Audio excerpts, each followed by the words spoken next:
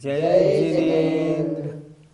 जीवमजीवं दवं जिनवरवसहेण जीर्णनिदिष्टं देविन्दविन्दवन्दं वन्दे तं संवदा शिरसा। पंच परमेष्ठी भगवान की जय। जीव को 9 तरह से समझाया जा रहा है। द्रव्य संग्रह में कौन कौन से विषय हो गए? पहले तो जीव जीता है 10 प्राणों से या चेतन प्राण से। दूसरा उपयोगमयी है, ज्ञानोपयोग दर्शनोपयोग वाला है। तीसरा अमूर्तिक है, क्यों? क्योंकि उसमें रूप रस गंध स्पर्श नहीं होते। करता है, ये भी हो गया। व्यवहारने से पुद्गल आदि का और शुद्ध निश्चयने से शुद्ध भावों का करता है। अब प्रश्न आ रहा है, नंबर आ रहा है भोक्ता। आत्मा या जीव कैसा है? भोगने वाला है। किनको भोगता है उसके बारे में स्वयं आचार्य ने गाथा में लिखा है। देखते हैं। भवहारा स्वदुःखं पुद्गलकं फलं पभुञ्जेति आदानिच्छयदो चेदनुभावं क्वादस्स। व्यवहारा, व्यवहार नय से, सुख दुखम, सुख और दुख को। कैसे सुख और दुख? पुद्गल कर्म फलम, पुद्गल कर्म के फलस्वरूप, पभुंजेदी भोगता है। जीव क्या है? भोगने वाला। सिर में दर्द हो तो दर्द का अनुभव कौन करता है? आत्मा। क्यों? वह दर्द को भी भोगता है, सुख और दुख दोनों को भोगता है। शरीर तो पुद्गल है, इसलिए वो उसको नहीं भोगता, उसमें होता है। फिर देखें, आत्मा या जीव व्यवहारने से, माने अशुद्ध अवस्था में, संसारी दशा में पुद्गल कर्मों के फल स्वरूप, पुद्गल कर्म के फल से होने वाले सुख और दुख को भोगता है संसारी अवस्था में। और निश्चय दो, निश्चय से आदा आत्मा अर्थात शुद्ध अवस्था में आदस्सो आत्मा के चेतन भावम, चैतन्य भावों को, शुद्ध भावों को भोगता है। आत्मा किसका भोगने वाला है? गाथा में लिखा है, जब तक आत्मा संसारी अवस्था में, अशुद्ध अवस्था में है, तब तक पुण्य और पाप जो कर्म बांधे थे पहले जन्मों में, पहले भवों में, उनके फलों को भोगने वाला है। लिखा है पुद्गल कर्म फलम, पुद्गल कर्मों के फल स्वरूप जो सुख और दुख हैं उनको भोगता है। जो पुण्य बंद किया था सांसारिक सुख को भोगता है, पाप बंद किया था तो सांसारिक दुखों को भोगने वाला है। तो फिर आत्मा शुद्ध नय से किसको भोगने वाला है? शुद्ध नय से नहीं, शुद्ध अवस्था में। शुद्ध अवस्था माने सिद्ध अवस्था में। सिद्ध अवस्था में किसको भोगेगा? अपने जो आत्मा के गुण हैं ना, उनको भोगेगा। किसको? अनंत दर्शन, अनंत सुख, उनका भोग करेगा। भोगने वाला तो सिद्ध भगवान भी हैं और संसारी जीव भी हैं, दोनों भोगने वाले हैं। इसलिए जब सिद्ध बन जाएंगे तब जो सिद्ध में अनंत ज्ञान, अनंत दर्शन, अनंत सुख, उनका भोगेंगे, आनंद लेंगे। ये सुख दुख क्या है? ये सुख दुख आत्मा के आनंद गुण की पर्याय हैं। आनंद 2 प्रकार का, एक अतीन्द्रिय और एक इंद्रिय संबंधी। इंद्रिय संबंधी जो आनंद है वो आनंद वास्तविक आनंद नहीं, उसे हम कहते हैं सुख दुख। कभी इंद्रियों को अनुकूल वातावरण मिला, हम सुखी हो गए, विरुद्ध वातावरण मिला, हम दुखी हो गए। गर्मी है, जरा बादल आ गए तो हमको चैन पड़ गई, बादल हट गए, धूप फिर तेज निकल आई तो हमको फिर गर्मी लगने लगी। तो ये सुख और दुख हैं, ये वास्तविक सुख दुख नहीं, ये तो हमारी मान्यता के हैं। लेकिन जो आनंद गुण की पहली पर्याय आनंद है वो अतीन्द्रिय सुख है, उसमें किसी अन्य विषय की अपेक्षा नहीं रहती। आत्मा से उत्पन्न, आत्मा में डूबने पर, आत्मा में लीन होने पर जो आनंद आता है वह आनंद कहलाता है, वो आनंद है। सुख और दुख में खा माने इंद्रियां, सुख जो इंद्रियों को अच्छा लगे, दुख जो इंद्रियों को बुरा लगे। तो इंद्रियों को अच्छा बुरा लगने वाला सुख दुख है, और जो अतीन्द्रिय सुख सिद्ध परमेष्ठी को है, केवली भगवान को है, उसका इंद्रियों से कोई वास्ता नहीं, उसे कहते हैं आनंद, वो आनंद है। देखो एक भजन में क्या लिखा, सुख दुख दाता कोई न आन, मोह राग रुष दुख की खान। कोई अन्य सुख दुख का देने वाला नहीं, हमारे मोह राग और द्वेष ये सुख और दुख के कारण है। इसलिए सुख दुख हेय है, आनंद उपादेय है। ये जो सुख दुख का चक्कर है, इससे हम किस प्रकार बच सकते हैं? पहले ये सोचो, ये सुख दुख का चक्कर हुआ क्यों? ये हुआ इसलिए हमने पुण्य और पाप कर्मों का बंध किया, तो उनके फल से सुख दुख हुआ। अगर इस चक्कर से बचने चाहते हो तो आत्मा में लीन हो, मुनि महाराज बने, आत्मा में लीन हो। इस भव में नहीं, अगले किसी भव में अष्टकर्मों को नष्ट करके जो आनंद है, निराकुल आनंद जो सिद्धों को केवलियों को होता है, उसको प्राप्त करें। ये बचने का सही रास्ता है। अच्छा, सांसारिक अवस्था में भी सम्यक दृष्टि जीव को कर्म के फलस्वरूप सुख दुख की सामग्री तो मिलती है, पर वो उसमें सुख दुख मानता नहीं। क्यों? उन्होंने भजन में लिखा है, निज को निज पर को परमान, फिर दुख का नहीं लेश निदान। शरीर में कोई कष्ट हुआ, मैंने अनुभव किया शरीर तो मुझसे पर है, मैं शरीर हूँ ही नहीं, तो फिर दुख का अनुभव भी खत्म हो जाएगा। शरीर से मेरा जो लगाव है, इसी कारण तो मुझे सुख दुख है। शरीर के अनुकूल सामग्री मिली, हम खुश हो गए, सुख मान लिया हमने, और शरीर के विपरीत मिली कोई सामग्री, हमने दुख मान लिया। तो इनसे बचने का रास्ता सम्यक दर्शन, सम्यक ज्ञान, सम्यक चारित्र, इनको प्राप्त करें। रत्नत्रय को प्राप्त करेंगे, सब ठीक हो जाएगा। इस प्रकार हमने समझा कि जब तक जीव अशुद्ध अवस्था में है, तब जो कर्म पहले बांधे हैं उनका समयानुसार फल आता है, उसके सुख दुख को भोगता है। और जब शुद्ध हो जाता है तो परम आनंद, निराकुल आनंद को भोगने वाला है। अतः जो भोगता है वह जीव है। अब आगे अगली गाथा में बताएंगे आत्मा कितना बड़ा होता है, अपने शरीर के बराबर, सदेह परिमाणु। आइए गाथा देखें। अणु गुरु देह पमाणो, अणु गुरु देह पमाणो, ओव संहार पसपदो छेदा, ओव संहार पसपदो छेदा, असमूह दो व्यवहारा, असमूह दो व्यवहारा, लीक्षय दो असंख देशोवा, लीक्षय दो असंख देशोवा।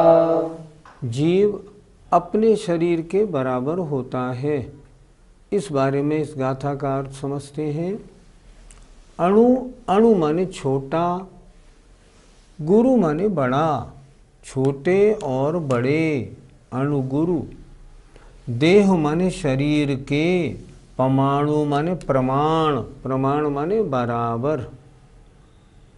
आत्मा कैसा है? छोटे या बड़े शरीर के बराबर होता है। ऐसा कैसे होता है कि वो छोटा हो जाता है, बड़ा हो जाता है? तो लिखा उपसंहारप्प सप्पदो, संकोच विस्तार के कारण। हम कोई एक दीपक लें, उस दीपक को एक कमरे में हम रख दें तो उसका प्रकाश पूरे कमरे में। अब हमने उस दीपक के ऊपर एक घड़ा रख दिया, दीपक का प्रकाश घड़े में। अब हमने उस दीपक के ऊपर एक गिलास रख दिया तो उसका प्रकाश गिलास में।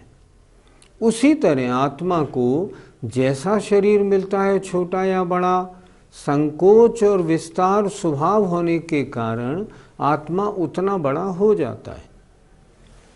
उपसंहारप्पसप्पदो, उपसंहार माने संकोच, अपसप्पदो माने विस्तार, संकोच और विस्तार के कारण। चेदा माने आत्मा।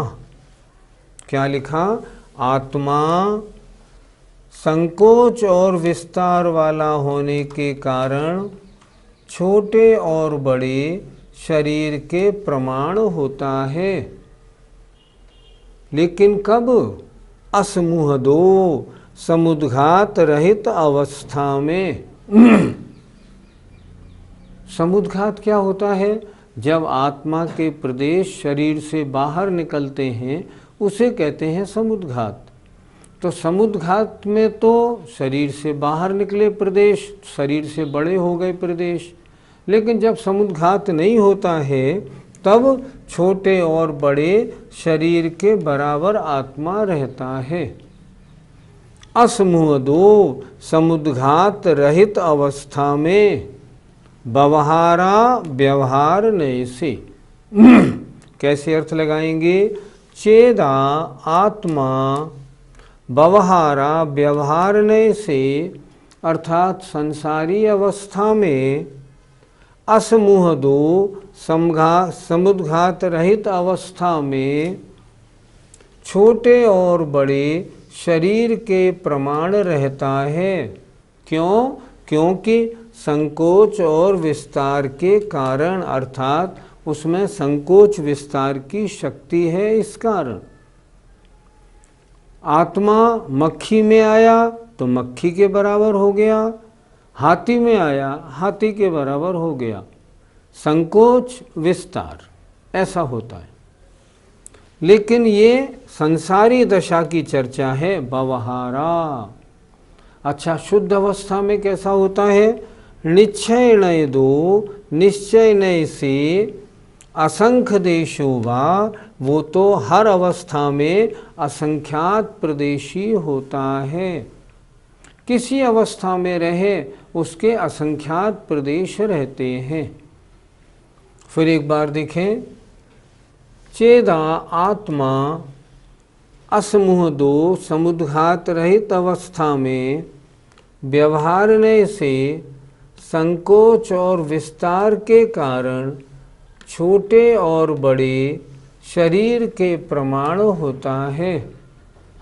लेकिन निश्चय दो, जब निश्चय से शुद्ध अवस्था में होता है तो असंख्य देशो वा, वह तो असंख्यात प्रदेशी रहता है। किसी अवस्था में रहे, निश्चय से स्वभाव से वह असंख्यात प्रदेशी है। हमें छोटा या बड़ा शरीर क्यों मिलता है? इसका उत्तर बहुत अच्छा आचार्यों ने दिया है। उन्होंने कहा है, तुझे शरीर इसलिए मिलता है क्योंकि तुझे शरीर प्रिय है। प्रिय है, हर बार मिलता है। अगर तू इस शरीर से निर्ममत्व हो जाए और ममता छोड़ दे तो शरीर मिलना ही बंद हो जाए। हमने जो कर्म बांधे हैं उसके अनुसार हमें वैसी गति और वैसा शरीर प्राप्त होता है। और जब हम मुनि अवस्था धारण करके ध्यान लगाएं और इस शरीर से निर्ममत्व हो जाए, फिर शरीर मिलना ही बंद हो जाए। यह समुद्घात क्या होता है? आचार्यों ने 7 ऐसे प्रसंग लिखे हैं, ऐसे 7 प्रसंग होते हैं जब शरीर प्रमाण रहने वाला आत्मा शरीर से बाहर भी निकलता है। परिभाषा समुद्घात की, मूल शरीर को न छोड़कर, मूल शरीर इसको न छोड़कर आत्म प्रदेशों का किसी अन्य कारण से बाहर निकलना, उसका नाम समुद्घात है। तो यहाँ क्या लिखा, समुद्घात के अलावा जब समुद्घात नहीं करता तब तो शरीर के बराबर रहता है, और जब समुद्घात करता है तो समुद्घात के अनुसार बड़ा हो जाता है। पंडित जी, समुद्घात कितने प्रकार का होता है? ऐसे 7 प्रसंग हैं जिनमें आत्मप्रदेश शरीर से बाहर निकलते। पहला प्रसंग है कषाय समुद्घात। जब तीव्र कषाय आते हैं तब आत्मप्रदेश शरीर से बाहर निकलते हैं। कम से कम एक प्रदेश, अधिक से अधिक 3 गुने इतने बाहर निकलते हैं। और अगर जिसके ऊपर गुस्सा आए और उस समय आत्मप्रदेश बाहर निकले तो सामने वाले का मरण भी हो सकता है। ऐसा वर्णी जी ने अपने द्रव्य संग्रह में लिखा है। पहला कषाय समुद्घात। दूसरा वेदना समुद्घात। जब भयंकर पीड़ा होती है तब आत्मप्रदेश शरीर से 3 गुने तक बाहर निकलते हैं, भयंकर पीड़ा में। और उस समय क्या होता है, जब बाहर निकलते हैं और उस रोग की दवा कहीं रखी हो और उससे छू जाए तो कहते हैं रोग भी ठीक हो जाता है। यह है वेदना समुद्घात। तीसरा होता है विक्रिया समुद्घात। जैसे विष्णु कुमार महामुनि महाराज, रक्षाबंधन की कथा, उसमें उन्होंने अपना शरीर बड़ा बनाया। तो मूल शरीर तो छोटा था, तो ये बड़ा शरीर बना तो आत्मप्रदेश भी बड़े हो गए। ये क्या हुआ, विक्रिया समुद्घात, अर्थात विक्रिया करने के लिए कभी कभी क्या होता है, एक शरीर के अलावा अन्य शरीर बना लिए तो विक्रिया हो गई, तो आत्मप्रदेश उनमें है, इसलिए ये आत्मप्रदेश इतने विस्तरित हो गए। एक होता है आहारक समुद्घात। जब कोई महामुनि महाराज हों और उनके दाहिने कंधे से नहीं, उनके सिर से एक पुतला निकले, आहारक शरीर, और वो शंका निवारण के लिए केवली शुद्ध केवली के पास जाए और लौट के आए, उसे कहते हैं आहारक समुद्घात। इसमें भी आत्मप्रदेश बाहर निकले और यहाँ से वहाँ तक गए। एक होता है मारणांतिक समुद्घात, अर्थात जब व्यक्ति मरण सम्मुख होता है उस समय उसके आत्मप्रदेश जहाँ अगला जन्म लेना होता है उस स्थान को छू के वापस आते हैं। उस समय भी आत्मा के प्रदेश आप अपने शरीर से बाहर निकलते हैं। एक होता है तेजस समुद्घात। तेजस समुद्घात 2 प्रकार का होता है। आत्मा में जो तेजस शरीर है वो बाहर निकलता है 2 कारणों से, और जब वो बाहर निकलता है तो आत्मा के प्रदेश साथ में रहते हैं।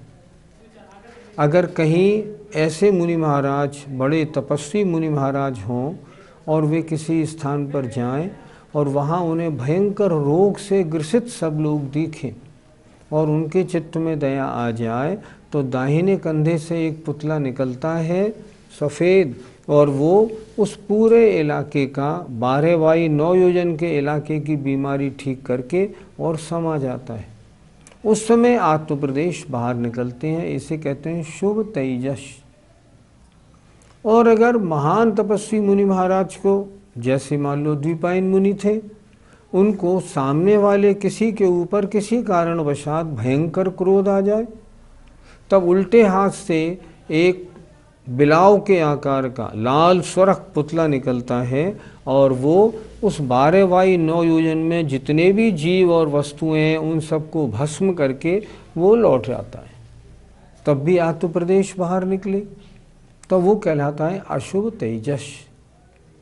6 7वां केवली समुद्घात।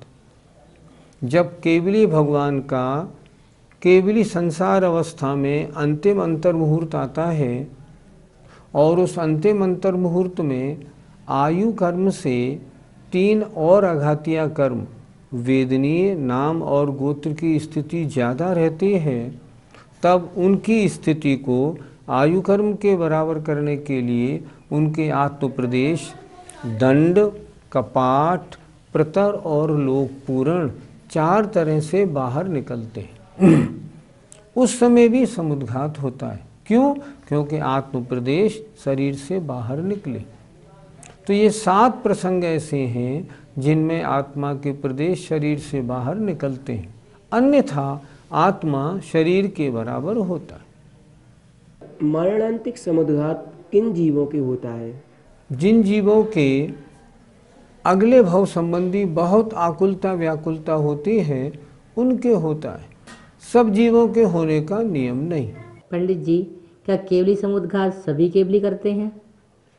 इस संबंध में आचार्यों के 2 प्रमाण हैं।